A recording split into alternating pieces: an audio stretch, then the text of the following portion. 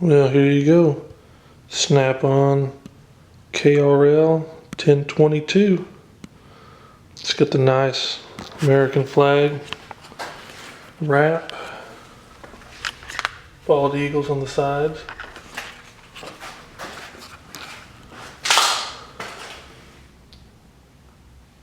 From Snap-on.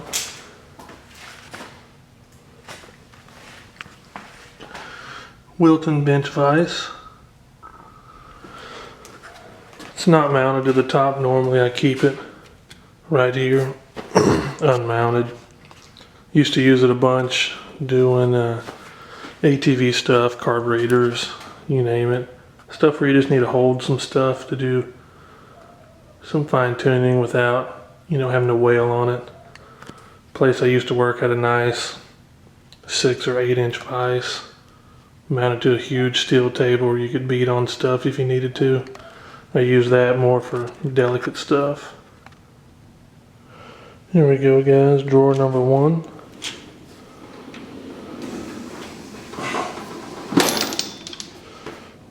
Someone asked about drawers being shaky. I mean, it shakes my whole toolbox, not just the drawer, so probably doesn't show up real well on a camera.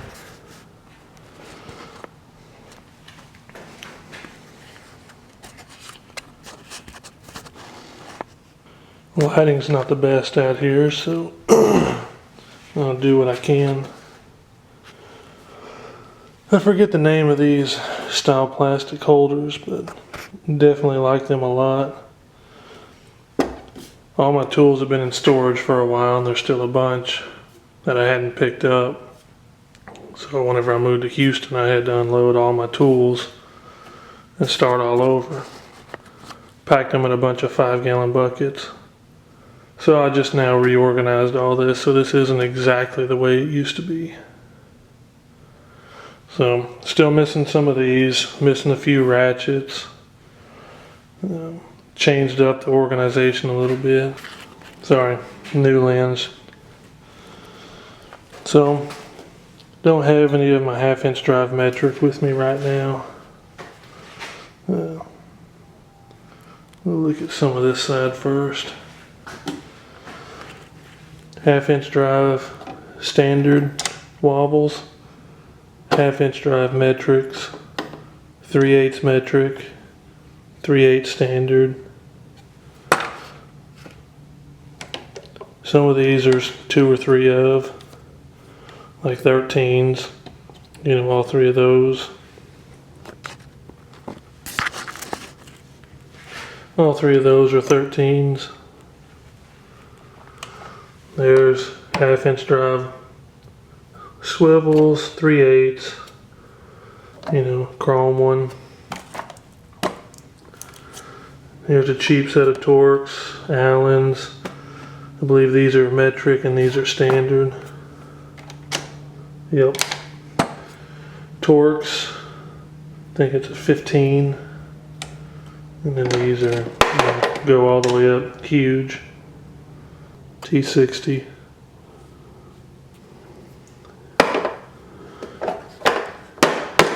Got a couple of triple squares in here as well.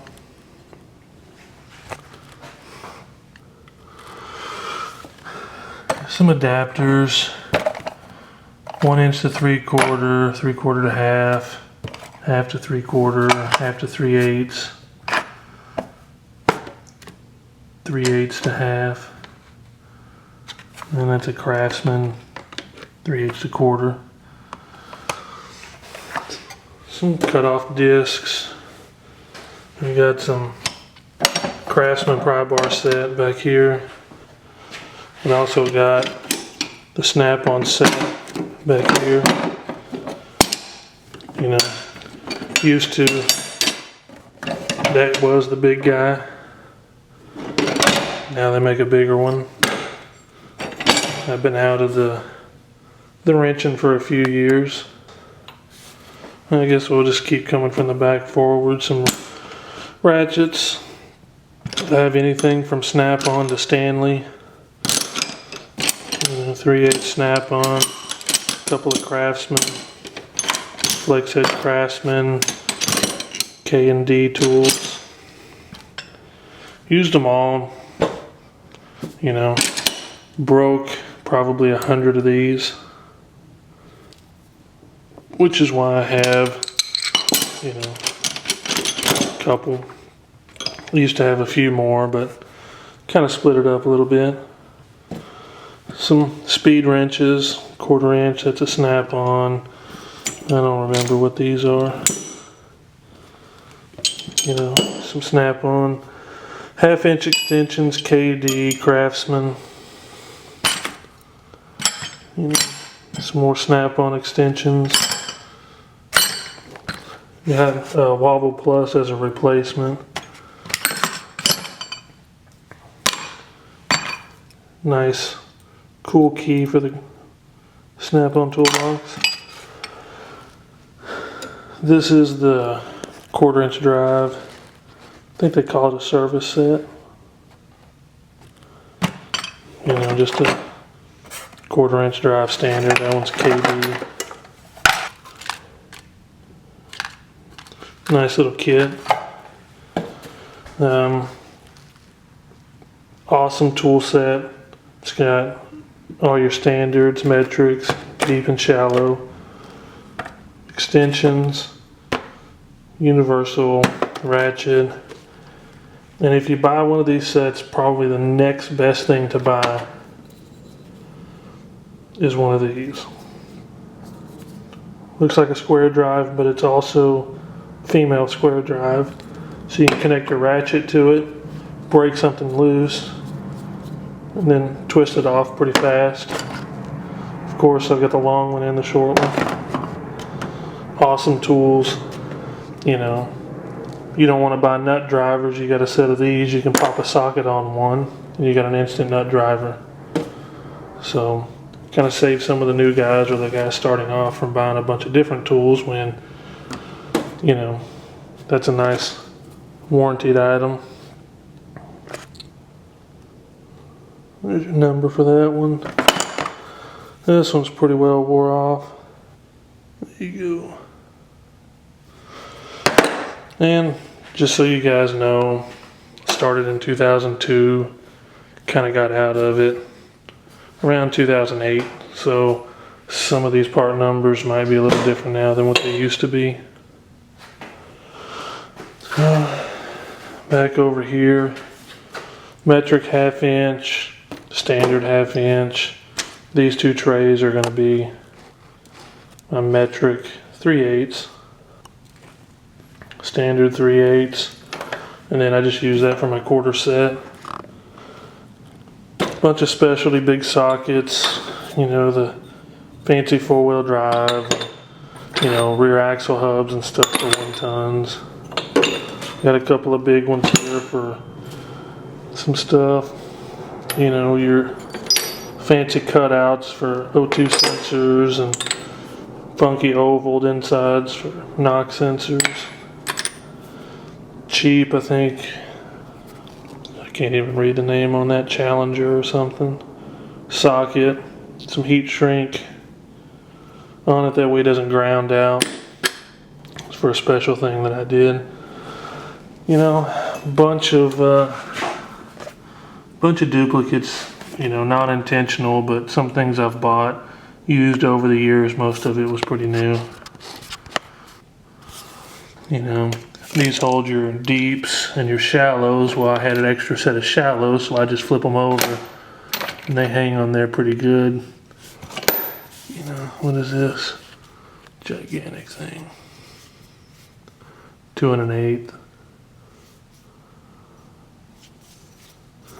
Don't remember what that one was for. Mac socket. Most of mine are Snap-on, you know, what do you call it, a name whore or whatever. Maybe I used to be, but I think that's partially due to where I was from, small town, 12,000 people. We had one dealer. There was no Sears in our town. There was no Harbor Freight in our town. you're driving 30, 45 minutes. If I broke a ratchet, definitely wasn't going to just run down to it because it's, you know, an hour and 20-minute turnaround time. Plus, our Snap-on dealer was pretty cool. Let's see. I think I was 14 when I bought my first tool from the Snap-on truck. And I believe it was a 13 and a 14 impact socket. These down here. The reason for that is I was not really an apprentice, but there was an ATV shop that used to do cars. Well, when they were doing cars, I was a kid that would sweep the floors, lunchtime in the summers. They let me clean gaskets off oil pans, wash stuff in the parts washer, you know, stuff like that. It progressed. They got out of doing the automotive stuff and into jet skis and UTVs and ATVs, and which is when I began to actually mechanic. 13 and 14 were most common used on those things. First big purchase, you know, other than $30 sockets, was this 1/2-inch breaker bar. And I still got it over here. 9/16 12 point.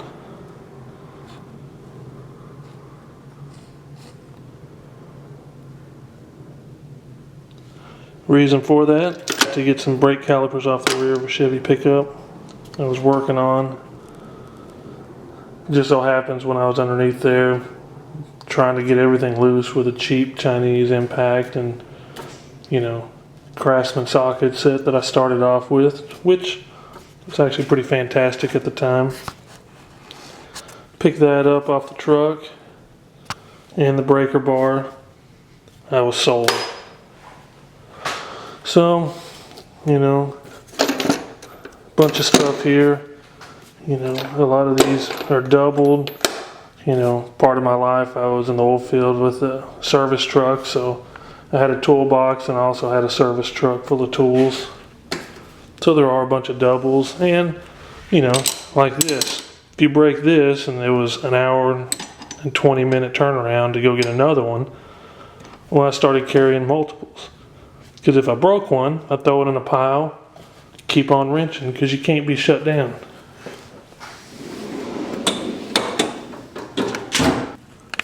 There we go, guys, drawer number 2. And these aren't really all of my tools, these are just what I've got. Still got to go pick up a bunch of others that are in storage. So we'll start off with some stuff here. We got some El Cheapo, some Harbor Freighto, Pittsburgh, which I've definitely broken the handles off these because they're cheap. I think this was a Craftsman originally. This big honker, you know, everybody needs a nice, you know, ball peen here. 48 ounce. Just in case you got to get things to loosen up and the words you're throwing at it just aren't doing it for you. Snap-on dead blow, you know, hard plastic and rubber, brass, bronze. The big boy, 8-pound, sawed off. It's fantastic. Some of you guys got one of those and y'all know exactly what you used it for. Some of you think you'll never use one. You're not working on the right stuff. Craftsman. Ta-da! This is one of the first few tools that I bought as well. Guy that I worked with. Hammer, pair of pliers, and a screwdriver. You can work on just about anything. Which is what I did. You know, some roll locks, cutting torch stuff. Let's see. Drill bits, more bits, junk stuff. Get back here to this puppy that everybody loves. MG31. Probably the least used tool in my toolbox with the most toolbox rash. It's not really my favorite. And I think it's because, you can hear that?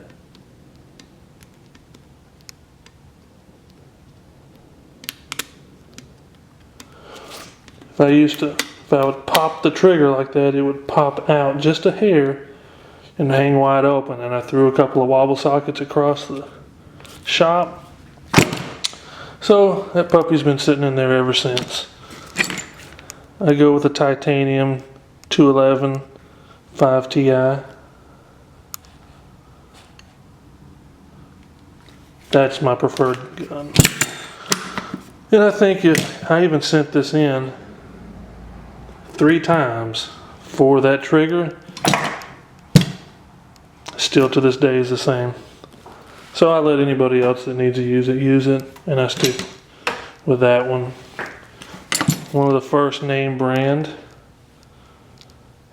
impacts I got, Blue Point, which is an Ingersoll Rand. Had this thing since I started. The best. If that can't get it off, switch to a bigger airline. Then it'll make that sucker sing. You'll see I've got a bunch of angled die grinders, some straight ones. That's because I used to keep some with roll locks. This was sandpaper. I used to keep some with these wire brush ends because time is money and I could just pop in a new one, be good to go.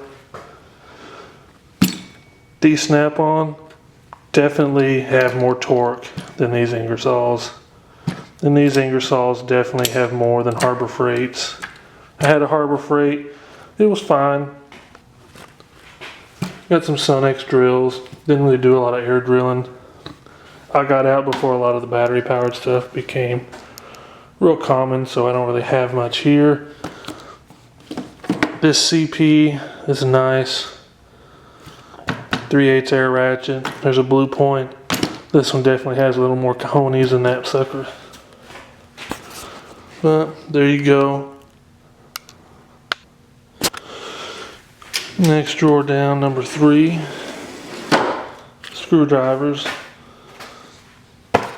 Nice set of those. Phillips and flat.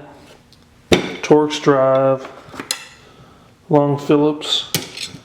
Which an old man taught me a sweet little trick about you could use this for a stethoscope. Stick the plastic end up against your ear. Stick the other end on a couple of different components while you're probing around. Transfers the vibrations through pretty nicely. Let you pinpoint stuff. I only have metric nut drivers because, like I said, I use my 1/4 inch set if I need some standards. Craftsman Torx that I started out with before I got into the Snap-On. Dealing with the ATV, I was doing Torx every day, all day. Those are definitely better. Last longer, don't round off as easy. Plus the grips are pretty comfortable. Some Cornwell scrapers, and I think that's for pulling cotter pins out of wheel hubs and stuff. I use it just as a big pick. Some more Cornwell stuff, some extra screwdrivers, proto scraper, you know, just general stuff. I always kept some Craftsman. I will say that the Snap-On tips fit fasteners better than Craftsman. Hands down. Phillips or flathead, doesn't matter. These always fit the fasteners better than these. But sometimes you got to cut up a screwdriver like this. I think this was originally, yep, Stanley. Can't really read it anymore.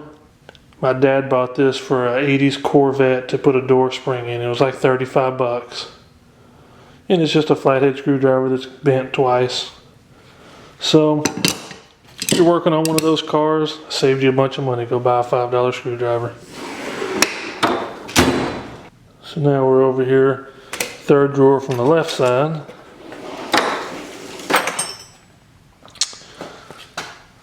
Like Jay Young, definitely love the plastic containers. Yes, they take up a lot of room, but this looks a lot better than, you know, these.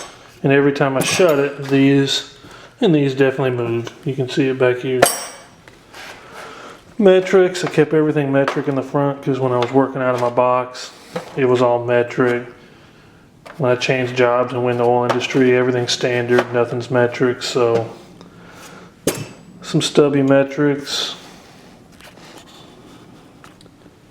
These are Mac. Low profile, real thin. Some Snap-on standards.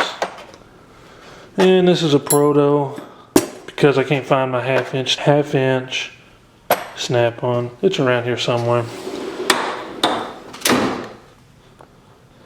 Next one down, you know, I cleaned this all out, some extra gaskets and old stickers and stuff from way back in the day. This is where I used to keep all my receipts. They're all inside, you know, reminiscing from the days when the expensive tools were cheaper. You'll see some of my drawers have these stainless covers and these don't. That's because I never put them on. They're all back here. And I couldn't put these in the drawer because they were too long, so I just put them on. Plan was to let things beat up on these, and then over time I'd put the stainless pieces on. Never got around to it. So fourth drawer for the right side. Oop, hold on there, guys. So I used to have a lot more Snap-on pliers. They've migrated away when I was off in college.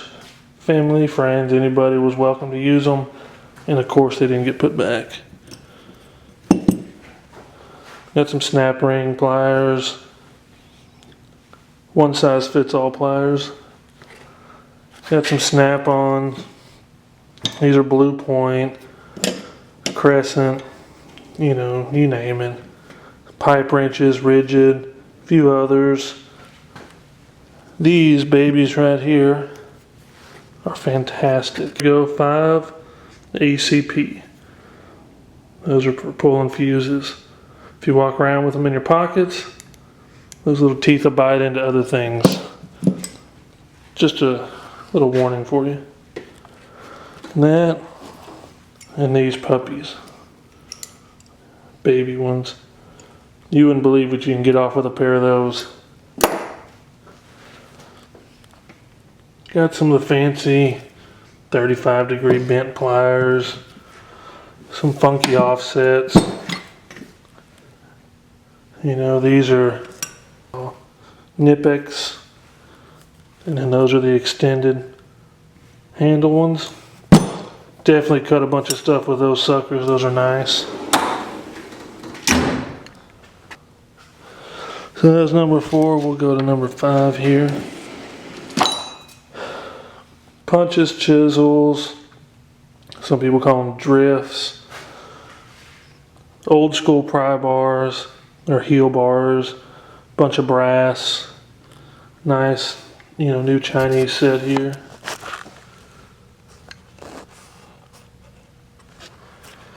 This set. Oops. Some Mac tools. It's probably one of the first Mac tool pieces I bought from the dealer that stopped by. We ended up with a Mac dealer after like 6 years of me buying Snap-on. A guy finally showed up and started a route. Didn't buy a whole lot from him. I will say that these bits are junk. As you can see, never really got them fixed. Just because about the time he would replace one, I'd break another. So this set is just taking up room, really. Quit using it.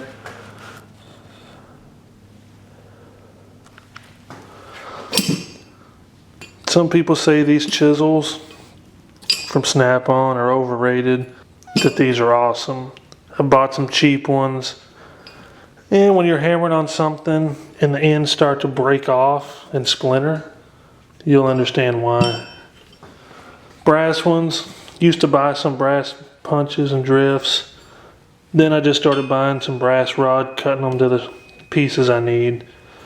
Here's one of those fancy, indexing pry bars from Snap-On. It works okay. I never had a good use for it. Seemed like the standard ones always worked better for my stuff, but to each his own. Drawer number 3 over here. Some cheap cotter pins, some files, long picks, short picks, files. That's about it. It's my electric drawer. An old school test light. I think there's a YouTube channel, South Main Auto. It's a guy in New York that does a bunch of automotive stuff. He likes to call it his scope on a rope. It's really all I ever learned to use. It's plenty for what I needed. It's a new style, digital readout.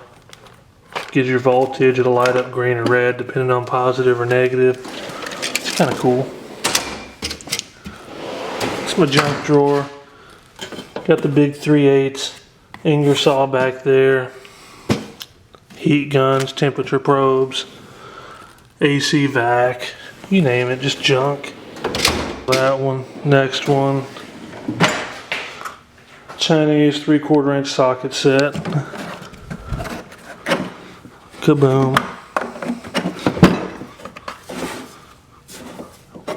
Works for tractors and all the stuff I needed it to work for.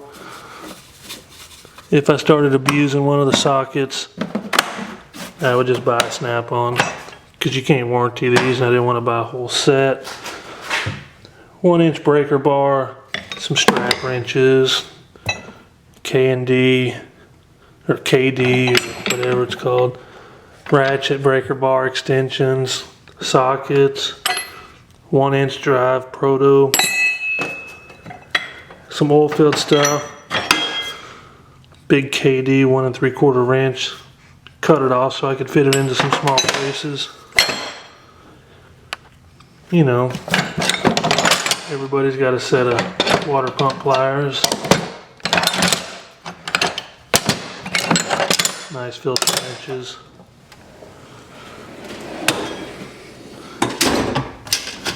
This is kind of my specialty drawer.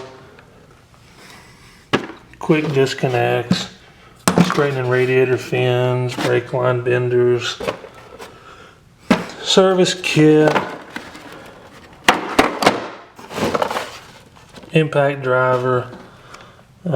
Bruce Allen says he likes one of the other brands more than the Snap-On, which is cool. I bought the Snap-On because I had a Chinese one, and the Snap-On works so much better than the one I had, years ago versus today. So China might have improved a little bit.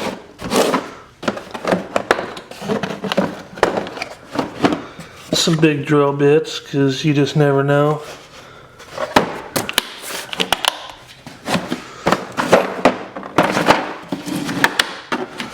The guy's getting in. Rethread kit, way better than a tap and die set. You can see here, it's a metric, 10 by 1. That was a spark plug hole for most ATVs that I dealt with. Same thing. Mark that side. This is, if you got a bolt that's been hit, thread that's been goobered, these can fix it. It'll roll it back straight without having to deal with, tapping new ones and losing, material. Thread files, also a badass option.